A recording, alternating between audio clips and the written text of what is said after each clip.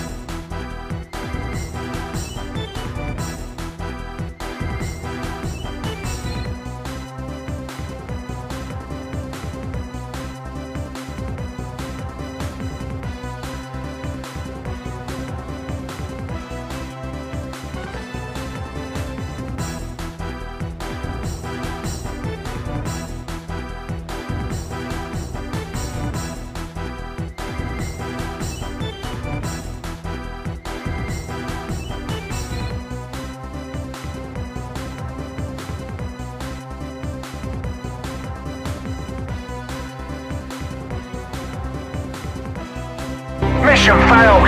We'll get them next time.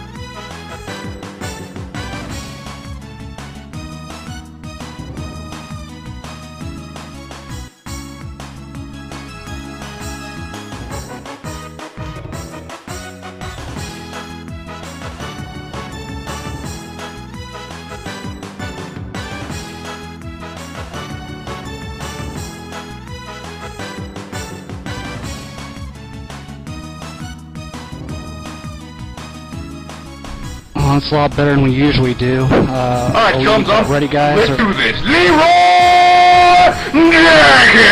Jenkins! Oh my god, he just ran in.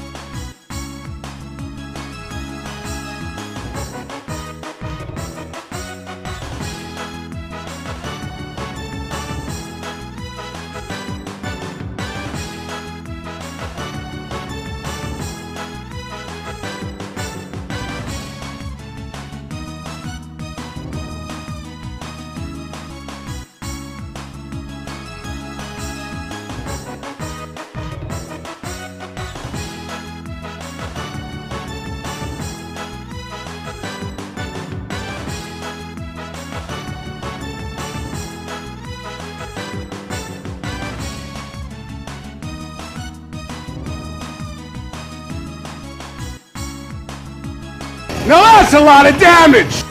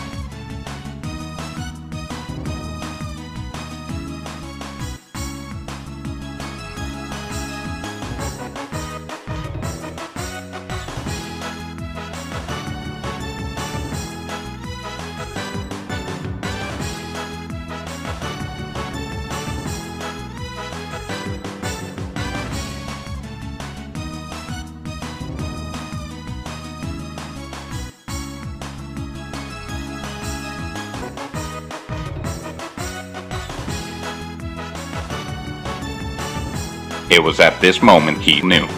He fucked up.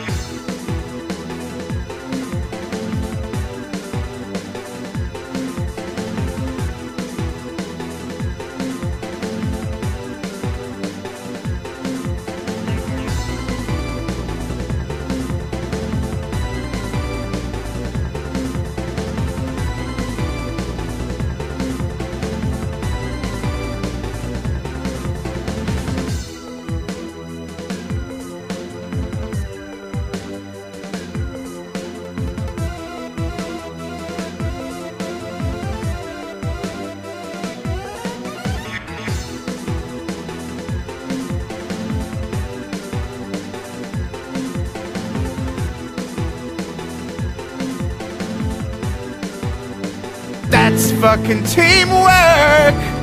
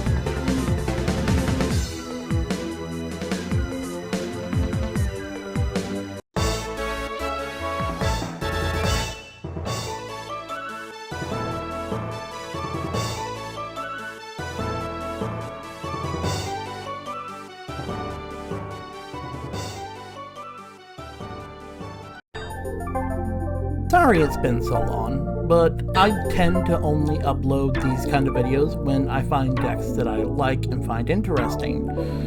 While the past format has been basically Hoodie and Jess, along with some Master here, and while those decks, don't get me wrong, are very strong and super powerful, I find them not really interesting, and if anything, kind of frustrating to go up against when you play up against them. So, when BT24's cards started coming out, I started looking at some of them and started getting interesting ideas. Thus, we're here. I wanted to make a deck based around Minervamon, because Minervamon is my favorite Digimon. However, I felt that Minervamon was lacking in terms of offensive capabilities, and while Promo Minervamon from the Hacker's Slumber Box was a viable option somewhat, I felt that it really didn't help Minervamon in terms of his offensive capabilities enough. So then I looked at Merukimon, and oh boy, does it take the deck from just being a defensive wall that swarms the board with a lot of bodies. It takes it from that to, hey, I'm either going to Glass Cannon, one-shot kill you in one turn, or become an annoying defensive wall. And I feel like the difference between the two playstyles is fun. First off, let's start with the eggs. 4 copies of BT24 Bandinamco. We want him mainly because of the ability to, when an Iliad trait Digimon are played, draw 1. On to the rookies. In this version, I run 12 in total. 4 Elecmon, 4 Tapirmon, and 4 Salamon. Elecmon is the best searcher in this deck because of his ability to grab TS and Iliad trait. Almost all TS cards are Iliad. Tapirmon, while good, isn't better than Elecmon because of his ability is locked to traits in TS. And Salamon has reduced Digivolution cost by 1. In some cases, I say that Salamon is better than the Time Stranger rookies because if your opponent decides to just put you at 5 or more memory, being able to reduce your Digivolution cost by 1 can come in handy, because it will make you more memory efficient. Then, there are the arguments for the Time Stranger rookies as well, because they, in general, are really, really good. But the best one in my opinion is Patamon. In the current version that I run myself, I've cut down my Tapirmon copies to 2, so that I have a nice even 10 rookies, and I've replaced Salamon with Patamon because of the DP minus effect. On to our champions. We run 10 in total. 4 BT24 Gatomon, 4 BT24 Garurumon, and 2 BT24 Cyclomon. We run Cyclomon in this deck because of his red coloration and his rush ability. Raid, while okay for him, is not important. Even the heritable raid is okay. But the more important reason we run him is because in combination with a Dan and Yuki Karin on the field and no Digimon on the board, us at 0 memory, opponent at 0 security, you can just play out a Cyclomon from your hand for 5 memory, and then activate Dan and Yuki Karin to swing for game. Then we run Garurumon for his ability to suspend jamming. We want to make sure that we have something to urge Digimon to battle, usually. Then, there's also the fact that Garurumon has jamming, which makes him an even better card. Because in some cases, you'll want to swing with Garurumon at security first, hope you don't hit an option, because with jamming, that's the only thing you're really, truly scared of. And then DNA Digivolve into Sylphimon, which will make it so that there's one less security for you to check with Sylphimon-Merukimon when you start attacking. Then there's Gatomon. We run her for obvious reasons. For one, she gives minus 3k to something, then DNA Digivolves into Sylphimon. That is the key reason why in effect change, you want to play her last. On to our ultimates. We run 6 in total. 4 BT24 Sylphimon and 2 BT24 Were Garurumon. We run Were Garurumon in this deck not often because of the fact that he doesn't come up very often. But when he does, he is crucial because being able to stun the opponent for a turn helps a lot in specific scenarios. Then his inherit to play out a Digimon of the certain trait is really, really useful, but it doesn't compare to what Sylphimon can do. Sylphimon is the GOAT of this deck. The ability to give minus 5k to your opponent, the ability to give yourself security +1 and plus 5k to yourself, the ability to play out either one of the 2 colors or a TS trait is extremely useful for this deck, especially when your opponent tries to clear your board. They either have to strip the source or do something like de-digivolve twice to get rid of this card. On to our Megas. We run 6 in total. 3 BT24 Merukimon, because he is the main win condition of the deck. He gives all of your stuff rush and piercing. He suspends 2 things on the board. He unsuspends one of your Digimon on either when Digivolving, when attacking. This card is extremely useful for winning you games. You can take your opponent from 5 security all the way down to game in 1 turn if you play your cards right. Then we run 3 BT24 Minervamon. She is the defensive capabilities of this deck. Not only does she widen your board and help you search out stuff when you play out the searching rookies, she can also just be a menace with her on deletion effect. If your opponent does not read your card often and just tries to delete her, not only will Sylphimon possibly trigger if Sylphimon's beneath, but then Minervamon will trigger on deletion, thus widening your board and de-digivolving 3 or 2 minimum. I'm breaking options down into 2 categories. This first category is going to be options that we for sure want to run. 2 to 4 in between theater, because it's a generic search and memory gain card, though you want to run the amount of this based on the amount of Tapirmons you have in the deck. If you have the maximum copies of Tapirmon like I do in the deck, in this version at least, then you want to run around 2, because that's a sweet spot there. But if you don't run as many Tapirmons like I do in my current version of the deck that I use at locals, then you want to run 4 of this card, because searching out your pieces can be extremely important, and if you don't get to your pieces, then you can't win games. Another option that I argue that is just about as important as In Between Theater is Central Town Throne Room. It's pretty standard for a generic field spell, though giving Alliance is pretty useful for making sure you clear security quicker. But its better effect is the ability to play something for a reduced play cost of 3. In combination with one of the level 6s and an Iliad trait, you can play out your level 6s for around 4, if I got my math correct, and I know how effects work properly here. Its security effect also helps you make sure that you suspend something if you have a Garurumon in your hand. The next set of options are going to be TS trait options that have the generic link effect to link to a Digimon on the field. That means they can link into a Digimon in Raising, by the way. But these options are generally really good, except for Soul Fear, I think. But the 2 best ones out of all of these options are Tidal Stream and Shock Plasma. Tidal Stream is non-destruction removal 2 times, both on its main and when attacking effect.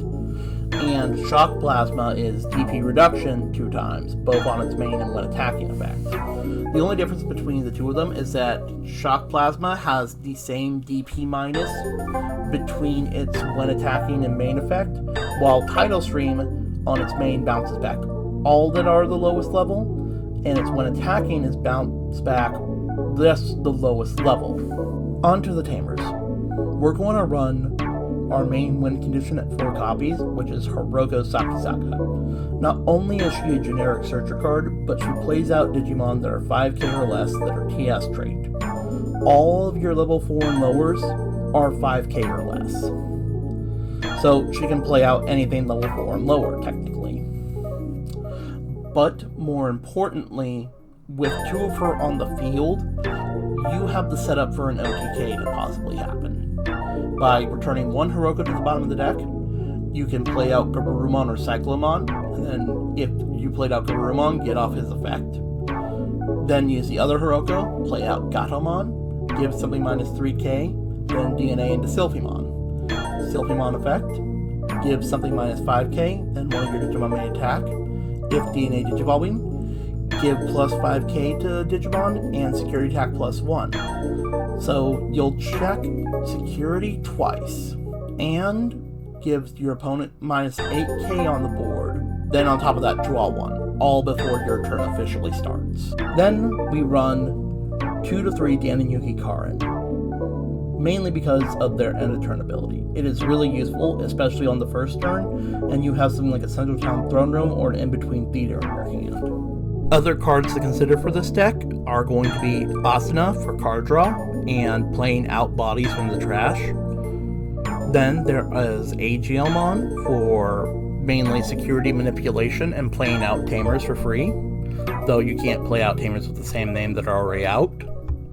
Greymon Blocker, because he's a blocker and he has a non-deletion ability that's honestly really good, and also he's red. And finally, Homeros for her ability to gain 1, possibly draw you 1 if you have 5 or more memory, and her other ability to suspend at the end of the turn, activate an Olympus 12 on play when Digivolving effect. I lied when I said that Homeros was the final card to consider, because you can always consider the Time Stranger rookies for any Time Stranger deck that you're thinking about. But that's more of a general thing for Time Stranger than it is for this deck in particular. Some pros for this deck. 1, it's very consistent. 2, it is very, very fast. 3, it has some great defensive plays. Some cons for this deck. 1 is that it relies heavily on effect plays. So effects like Crimson Blaze tend to shut you down. 2, D-Digivolve is this deck's biggest weakness because it gets around Sylvemon's floating ability and Minervamon's on deletion ability. 3, if you don't see your pieces quick enough, you can sometimes be dead in the water to other decks that are at the same speed, if not faster than this deck, which I don't think there are many decks faster than this. But those are my thoughts on the deck. As always, you guys can like and comment on this video if you can, please, and make sure to subscribe to the channel especially, so that you can stay up to date for my latest content. For now, toodles!